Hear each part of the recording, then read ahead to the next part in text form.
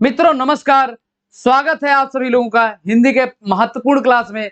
साथियों, हिंदी के प्रश्न जो हम डिस्कस कर रहे हैं आपके साथ, ये विभिन्न परीक्षाओं में पूछे गए प्रश्न है, सभी विगत वर्षों के प्रश्न है, तो इसको आप ध्यान से पढ़िएगा और नोट भी करिएगा। ठीक, पहला प्रश्न है, हिंदी किस परिवार की भाषा है? हिंदी किस परिवार की भाषा है? ऑप्शन ए है सौमी हामी, ऑप्शन बी है भारोपीय, ऑप्शन सी है काकेसी और डी है पापुई।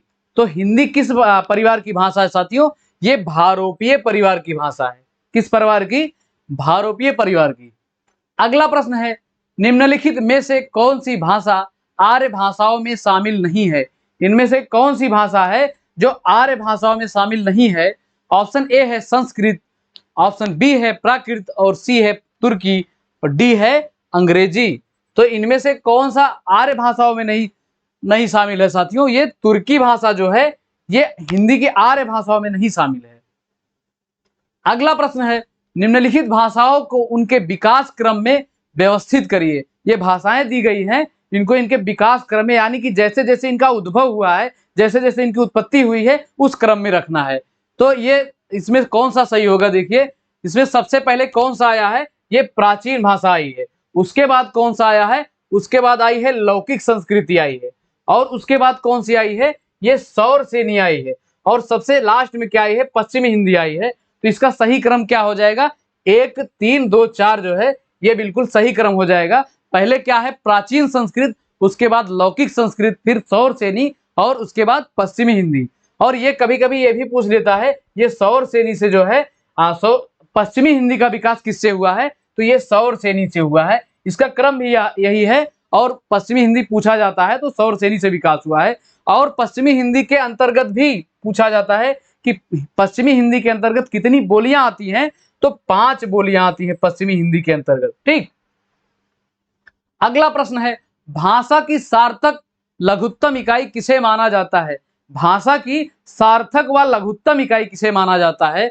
ऑप्शन ए है शब्द, ऑप्शन बी है वर्ण, ऑप्शन सी है अर्थ और डी है मात्रा। तो भाषा की ये दोनों शब्दों पे ध्यान दीजिएगा, सार्थक भी होनी चाहिए और लघुत्तम यानी कि छोटी भी होनी चाहिए। तो भाषा की सार्थक और लघुत्तम इकाई क्या होती है? ये शब्द होता है साथियों। क्या होता है? शब्द होता है। अगर यहाँ पर सार्थक नहीं दिया रहेगा, अगर पूछा रहेगा भाषा की लघुत्तम इकाई, तो आप उसको बताएंगे वर्ण।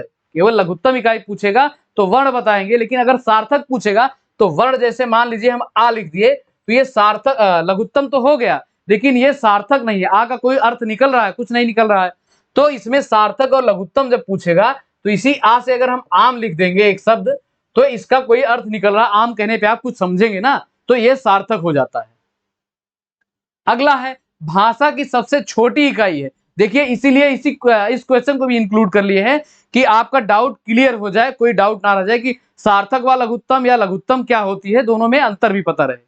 तो सबसे भाषा की सबसे छोटी इकाई क्या है? तो भाषा की सबसे छोटी इकाई है वर्ण है। वर्ण मतलब अक्षर होता है। जैसे हम ई लिखेंगे तो ये एक अक्षर है और ये भाषा की सबसे लघुत्तम इकाई है। यहीं से शब्द बनने शुरू होते हैं। किससे? वर्णों से या अक्षरों से। और अगर इसमें सार्थक दे दिया जाए तो शब्द होगा। ठीक, इसको कहीं पर नोट कर लीजिएगा पॉइंट में, नहीं तो ये भूलता रहता है और ये एग्जाम में ज्यादा पूछा जाता है दोनों में से। अगला है, संज्ञा का भेद नहीं है। इनमें से कौन सा है जो संज्ञा का भेद नहीं है? अगर आपको संज्ञा याद है कितने प्रकार की है तो इस भेद को पहचान पाएंगे। ऑप्शन ए है व्यक्तिवाचक, ऑप्शन बी है जातिवाचक, ऑप्शन सी है निजवाचक और डी है भाववाचक। तो इसमें जो निजवाचक है साथियों, ये संज्ञा का भेद नहीं है, ये सर्वनाम का भेद है। ये सर्वनाम का भेद है।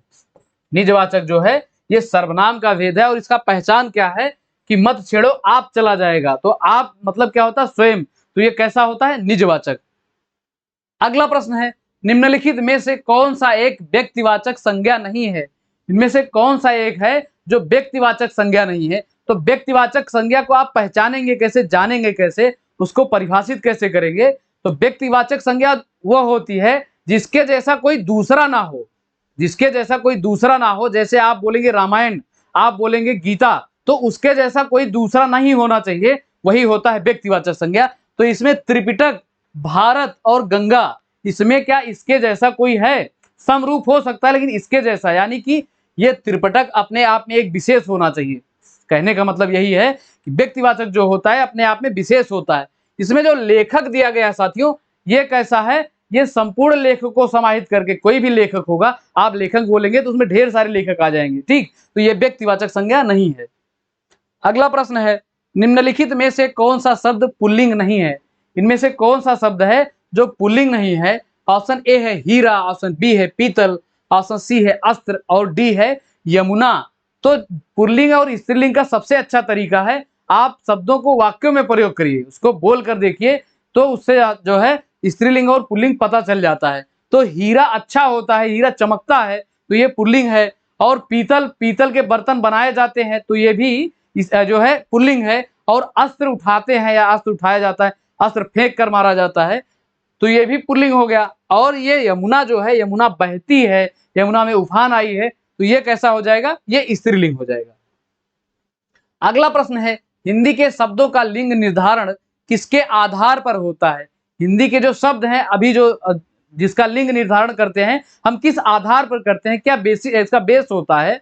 ऑप्शन ए है प्रत्यय, ऑप्शन बी है संज्ञा, ऑप्शन सी है क्रिया और डी है सर्वनाम। तो सर्वनाम वे होते हैं साथियों जो संज्ञा के स्थान पर प्रयोग होते हैं, उसको हम क्या कहते हैं, सर्वनाम कहते हैं। और क्रिया क्या होता है? क्रिया जो कोई धातु होता है, जैसे एक धातु है पढ़, और इसमें ना लगा देंगे तो ये क्या बन जाएगा, ये पढ़ना बन जाएगा। तो ये होती है क्रिया। क्रिया की पहचान क्या है, उसमें ना जरूर लगा होगा। खाना पीना, रोना, पढ़ना, ये सभी क्या है, क्रियाएं हैं, ठीक। तो इसमें क्या पूछा है, संज्ञा का लिंग निर्धारण कैसे करते हैं? हम संज्ञा के आधार पर करते हैं क्रिया का लिंग निर्धारण, ठीक। ऑप्शन बी इस प्रश्न का सही उत्तर है। अगला है, लड़के ने रमेश को मारा, लड़के ने रमेश को मारा, वाक्य में लड़के है।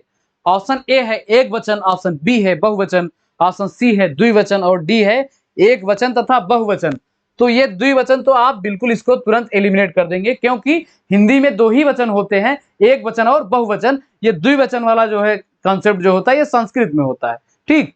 तो लड़के ने रमेश को मारा, ये लड़के, इसमें लड़के कैसा हो जाएगा, लड़के माने कि एक लड़का, तो ये एक वचन है, इसमें यही वचन पूछा गया है। अगला प्रश्न है, किस वाक्य में एक वचन का प्रयोग हुआ है? इनमें से किसमें एक वचन का प्रयोग हुआ है? ऑप्शन ए है लड़के बोले, ऑप्शन बी है लड़के ने कहा, ऑप्शन सी है लड़कों ने कहा और डी है लड़के ने लड़कों से कहा। तो इसमें एक वचन पूछा है, तो एक वचन कौन सा है, लड़के ने कहा। ऑप्शन बी इस प्रश्न का सही उत्तर है। अगला प्रश्न है, हिंदी में कुल कितने सर्वनाम हैं? हिंदी में कुल कितने सर्वनाम हैं? वैसे सर्वनाम के अगर भेद पूछेगा तो 6 होते हैं, लेकिन हिंदी में कुल सर्वनाम कितने हैं? तो ये सर्वनाम जो है, ये जो आप, क्यों, ये मैं, हम, तू, ये सब जो होते हैं, ये टोटल कितने होते हैं? 11 होते हैं साथियों। कितने होते हैं? 11 होते हैं। अगला है, निम्न में से सर्वनाम शब्द है, इनमें से सर्वनाम शब्द कौन सा है? ऑप्शन ए है ताजा, ऑप्शन बी है मैं, ऑप्शन सी है सोना और डी है हिमालय। तो सर्वनाम क्या होते हैं? जो संज्ञा के स्थान पर प्रयोग किए जाते हैं। तो इसमें मैं जो है ये सर्वनाम है। जैसे अभी राम वहां गया था, फिर राम के जगह राम खुद बोले कि मैं वहां गया था, तो जो संज्ञा के स्थान पर प्रयोग होते हैं वही सर्वनाम होते हैं। तो इसमें मैं क्या है? सर्वनाम है। अगला है, निम्नलिखित में से एक तथ्य गलत है। इनमें से एक तथ्य कौन सा गलत है? ऑप्शन ए है विशेषण से संज्ञा की व्याप्ति परिमित हो जाती है। ऑप्शन बी है जिस विकारी शब्द से संज्ञा की व्याप्ति मर्यादित होती है उसे विशेषण कहते हैं। ये तो विशेषण की परिभाषा ही है, ये भी बिल्कुल सही है। सी है प्रयोग की स्थिति के आधार पर अंकित शब्द विशेषण और विशेष दोनों होते हैं। ये भी बिल्कुल सही है। लास्ट है, विशेषण शब्द सदैव विशेष के पहले प्रयुक्त होता है और विशेष के बाद कभी नहीं प्रयुक्त होता है। तो विशेषण जो होते हैं ये पहले भी प्रयोग होते हैं और बाद में प्रयोग होते हैं, दोनों बाद में भी और पहले भी प्रयोग होते हैं। इसमें जो दिया गया है कि बाद में कभी नहीं होता है, इसलिए ये जो है स्टेटमेंट या वाक्य जो है ये गलत हो जाता है। विशेषण जो है ये पहले भी प्रयोग होते हैं और बाद में प्रयोग होते हैं। इसीलिए इसके दो टाइप के होते हैं, एक विधेय विशेषण होता है और एक विशेष विशेषण होता है, ठीक, पहले और बाद के आधार पर। अगला है, निम्नलिखित वाक्य में विशेषण उपवाक्य पहचानिए। वही बच्चा सफल होता है जो मेहनती होता है, इसमें विशेषण उपवाक्य पहचानना है। ऑप्शन ए है वही बच्चा सफल होता है जो मेहनती, बी है जो मेहनती होता है, और सी है सफल, डी है वही बच्चा। तो इसमें विशेषण उपवाक्य पहचानना है। देखिए एक वाक्य होता है, एक उपवाक्य होता है। उप का मतलब क्या होता है? पूरक होता है, सहायक होता है, ठीक। तो इसमें क्या पूछा है? जो मेहनती होता है, इसमें उपवाक्य क्या है? जो मेहनती होता है वही बच्चा सफल होता है। उसके बाद क्या है? जो मेहनती होता है। तो उपवाक्य इसमें क्या होगा? जो मेहनती होता है। अगला है कर्म के आधार पर क्रिया के कितने भेद होते हैं? कर्म के आधार पर क्रिया के कितने भेद होते हैं? ऑप्शन ए है 3, ऑप्शन बी है 4, ऑप्शन सी है 6 और डी है 2। तो कर्म के आधार पर साथियों क्रिया के 2 भेद होते हैं। कितने भेद होते हैं? 2 भेद होते हैं। कौन कौन से होते हैं? एक होता है साकर्मक, एक होता है साकर्मक, और दूसरा कौन सा होता है? आकर्मक, आकर्मक, ठीक। तो जो साकर्मक होता है इसमें कर्म होता है, और आकर्मक जो होता है इसमें जो है कोई कर्म नहीं होता है, ठीक। अगला प्रश्न है निम्नलिखित में से क्रिया को पहचानिए। इसमें क्रिया को पहचानना है। क्या है? मेरी बहन सविता हिंदी भाषा सीखती है। मेरी बहन सविता हिंदी भाषा सीखती है। इसमें क्रिया कौन सा है? ऑप्शन ए है हिंदी, ऑप्शन बी है बहन, ऑप्शन सी है सीखती है, और डी है भाषा। तो क्रिया की पहचान क्या होता है साथियों? क्रिया की पहचान ता है, ती है, ते है, ये लास्ट में जब जो आते हैं यही क्रिया की पहचान होती है। तो इसमें सीखती है जो है यही क्रिया है। अगला है शिक्षक ने पाठ पढ़ाया, निम्न वाक्य में किस कारक का प्रयोग हुआ है? शिक्षक ने पाठ पढ़ाया, इसमें कौन सा कारक प्रयोग हुआ है? ऑप्शन ए है करण कारक, बी है कर्ता कारक, सी है कर्म कारक, और डी है अपादान कारक। तो शिक्षक ने, इस पे आपको फोकस करना है। इसकी पहचान ने किसकी पहचान है? तो ये कर्ता कारक की पहचान है। शिक्षक ने पाठ पढ़ाया और कर्ता कारक, इससे जब आप प्रश्न पूछेंगे कर्ता कारक की पहचान, एक तो ने हो गया। अगर मान लीजिए ने नहीं दिया है तो आप इसको कैसे पहचानेंगे? तो इसमें अगर आपको कर्ता कारक पहचानना है तो इससे आप पूछेंगे किसने पाठ पढ़ाया, तो उत्तर क्या आएगा? शिक्षक ने पाठ पढ़ाया। तो इसमें क्या हो जाएगा? जो है कन्फर्म। अगर पूछने पर ये शिक्षक जो है कर्ता, कर्ता क्या होता है? ये शिक्षक जो है इसमें कर्ता है। तो पूछने पर कर्ता जवाब आए कि किसने पाठ पढ़ाया, शिक्षक ने पाठ पढ़ाया, तो यहाँ पर क्या होता है? कर्ता कारक होता है। अगला है निम्नलिखित में कर्ता कारक वाला वाक्य कौन सा है? इसमें से कर्ता कारक वाला वाक्य कौन सा है? ऑप्शन ए है मोहन को जाना है, बी है शीला को रोटी खिलाओ, सी है शाम को मत आना, और डी है विभा को पुस्तक दे दो। तो इसमें कर्ता कारक पहचानना है, ठीक। और ने कहीं भी आपको नहीं मिलेगा। यहाँ ने कहीं दिया गया है? जनरली लोग देखते हैं ने ढूंढते हैं ना, कर्ता ने कर्म को करण से, तो ऐसे ही देख के आप लगा लेते हैं। तो इसमें कहीं ने नहीं मिला है। अगर आपको कर्ता कारक की सही पहचान पता तो ही इस प्रश्न को सही कर पाएंगे। तो इसमें अगर पहले में हम चेक करेंगे कर्ता कारक किसमें है, मोहन को जाना है, तो इसमें पूछेंगे किसको जाना है, तो क्या उत्तर आएगा? मोहन को जाना है। तो मोहन इसमें क्या है? कर्ता का काम कर रहा है, ठीक। तो इसमें क्या हो जाएगा? कर्ता कारक हो जाएगा। ऑप्शन ए इस प्रश्न का सही उत्तर है। अगला है मैंने आम खाया है, वाक्य किस काल को प्रदर्शित करता है? मैंने आम खाया है यानी कि काम हो चुका है। तो इसमें जो है कौन सा काल है? ऑप्शन ए है भूतकाल, ऑप्शन बी है भविष्य काल, ऑप्शन सी है वर्तमान काल, और डी है इनमें से कोई नहीं। तो मैंने आम खाया है, ये काम मतलब पूरा हो चुका है। तो ये किस काल का भेद है साथियों? ये भूतकाल का है। भविष्य का मतलब जो अभी आने वाला, या मैं आम खाने वाला हूं, तो ये भविष्य काल हो जाएगा।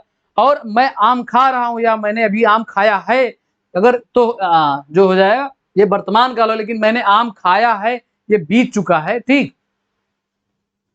अगला है व्याकरण में काल का क्या अर्थ है? व्याकरण में काल का क्या अर्थ है? ऑप्शन ए है अंत, ऑप्शन बी है समय, ऑप्शन सी है पीड़ा, और डी है मृत्यु। तो व्याकरण में काल का क्या अर्थ है? काल का मतलब समय होता है। ऑप्शन बी इस प्रश्न का सही उत्तर है। अगला प्रश्न है जिस वाक्य में कर्ता की प्रधानता होती है, लिंग वचन प्रायः कर्ता के अनुसार होते हैं, वे वाक्य क्या कहलाते हैं? क्या पूछ रहा है? जिस वाक्य में कर्ता की प्रधानता होती है और लिंग वचन प्रायः कर्ता के अनुसार होते हैं, उसमें कौन सा, उस वाक्य में कौन सा होता है, वाच्य कौन सा होता है? ऑप्शन ए है भाववाच्य, ऑप्शन बी है कर्तृवाच्य, ऑप्शन सी है भाववाच्य और डी है सरलवाच्य। इसमें एक कर्मवाच्य होना चाहिए था, ये दोनों भाववाच्य हो गया। ठीक, तो इसमें कौन सा है परिभाषा किसकी है? ये कर्तृवाच्य की परिभाषा। ये कर्तृवाच्य की परिभाषा क्या है? जिसमें कर्ता के अनुसार कर्ता की प्रधानता होती है, लिंग वचन प्रायः कर्ता के अनुसार होते हैं, तो यहाँ पर कर्तृवाच्य होता है। ठीक, अगला है राम आम खाता है। राम आम खाता है वाक्य में वाच्य का कौन सा रूप है? ऑप्शन ए है कर्मवाच्य, ऑप्शन बी है कर्तृवाच्य, ऑप्शन सी है भाववाच्य और डी है उभयवाच्य। तो ये वाच्य तीन ही होते हैं, ये उभय तो ऐसे ही दिया है, इसको आप पहले ही इलिमिनेट कर लेंगे। तो राम आम खाता है, इसमें कौन सा वाच्य है? तो इसमें पूछे कौन आम खाता है? राम आम खाता है। या यहाँ पर राम को अगर बदल के सीता लिख देंगे तो इस वाक्य में परिवर्तन हो जाएगा, यानी कि इसमें प्रभावी क्या है? इसमें कर्ता प्रभावी है, ये राम प्रभावी है, तो इसमें कौन सा वाच्य हो जाएगा साथियों?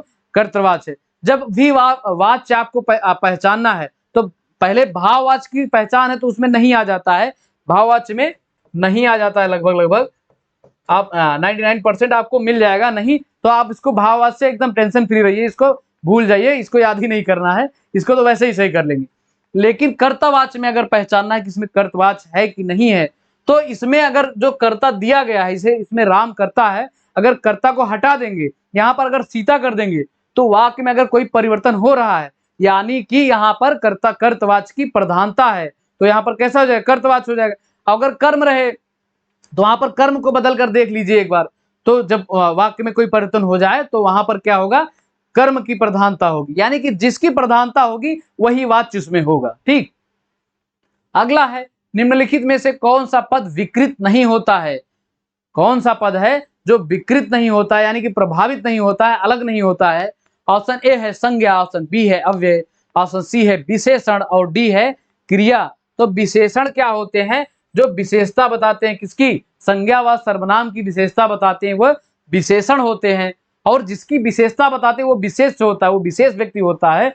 जिसकी विशेषण जिसकी विशेषता बताते हैं वो विशेष होता है। और इसमें विकृत नहीं होता है, यानी कि जो है जिसमें कोई परिवर्तन नहीं होता है, ये अव्यय कहा जाता है। अव्यय का जैसे एक परिभाषा है, आप लिख दीजिए था। ठीक, तो अब कोई सेंटेंस रहेगा जैसे सीता गाती थी, राम गाता था, तो इसमें क्या है कि अव्यय जहां भी प्रयोग रहता है वहां पर कोई परिवर्तन नहीं होता है, उसके जो है आगे पीछे कोई परिवर्तन करने पे। ठीक, अगला है भला मैं क्या कर सकता हूं। वाक्य में भला शब्द है, भला मैं क्या कर सकता हूं, वाक्य में भला शब्द कैसा है? ऑप्शन ए है संज्ञा, ऑप्शन बी है सर्वनाम, ऑप्शन सी है विशेषण और डी है अव्यय। तो भला मैं क्या कर सकता हूं, तो ये भला जो है साथियों, ये क्या है? ये है अव्यय है। भला को आप इसमें परिवर्तन भी कर सकते हैं, भला सीता क्या कर सकती है, तो ये भला जो है ऐसे की ऐसे रहेगा, इसमें कोई परिवर्तन नहीं होगा कि भला का भली नहीं हो जाएगा, ये भला ही रहेगा। जैसे पीछे वाले उसमें बताएं कि था जो है वो था ही रहेगा, ऐसे नहीं होगा, उसमें कोई परिवर्तन नहीं होता है। अगला है निम्नलिखित में से अव्यय कौन सा है? इसमें कौन सा है? अव्यय है। अव्यय का मतलब ये परिवर्तित नहीं होगा। ऑप्शन ए है वर्तमान, ऑप्शन बी है नया, ऑप्शन सी है तथा और डी है सुंदर। तो इसमें कौन सा है जो ना परिवर्तित होने वाला है? ये तथा जो है साथियों, ये अव्यय है। अव्यय क्या होते हैं? आविकारी होते हैं। ऐसे भी प्रश्न पूछा जाता है कि कौन से शब्द वे होते हैं जो आविकारी होते हैं, तो आविकारी कौन सा होता है? अव्यय होता है। अगला है संस्कृत भाषा से हिंदी में बिना परिवर्तन के प्रयुक्त होने वाले शब्द क्या कहलाते हैं? संस्कृत भाषा से हिंदी में प्रयुक्त बिना परिवर्तन के हिंदी में प्रयुक्त होने वाला शब्द कौन सा है? ऑप्शन ए है तद्भव, बी है तत्सम, सी है देशज और डी है विदेशज।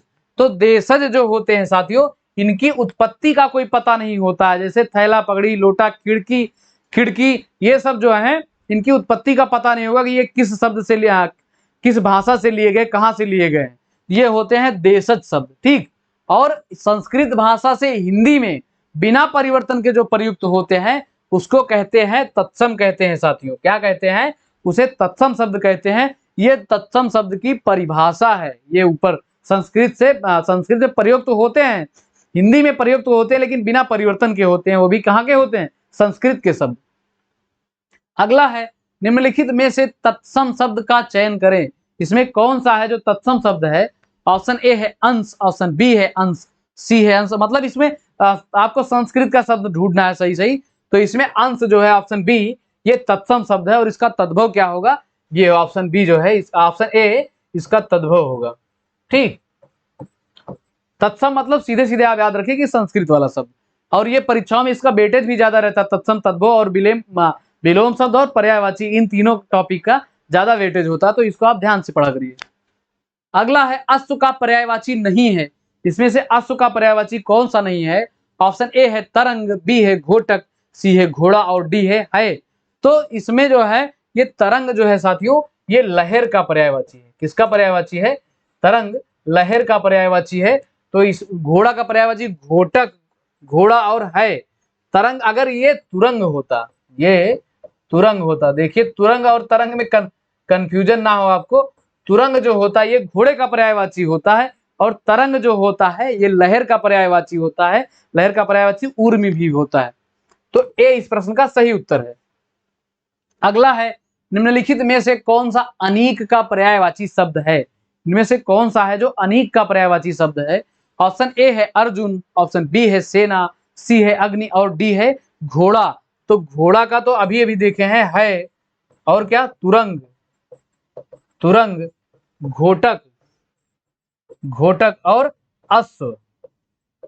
ठीक, और अग्नि का क्या होता है? आग, वाहन, और क्या होता है? हुतभुक। ठीक, और अनीक किसका पर्यायवाची होता है? ये सेना का होता है। और सेना का एक पर्यायवाची और है कटक। ये सेना एक अनेकार्थी शब्द है। ये अनेकार्थी में भी पूछा जाता है कि सेना का अनेकार्थी शब्द क्या होता है। ठीक, तो ठीक है मित्रों, प्रश्न हमारे इतने ही रहते हैं। चैनल को सब्सक्राइब करिएगा और वीडियो को लाइक करिएगा और मित्रों के साथ जरूर शेयर करिएगा। कल मिलते हैं एक दमदार सेशन में मित्रों, तब तक के लिए जय हिंद, जय भारत, जय हिंदी।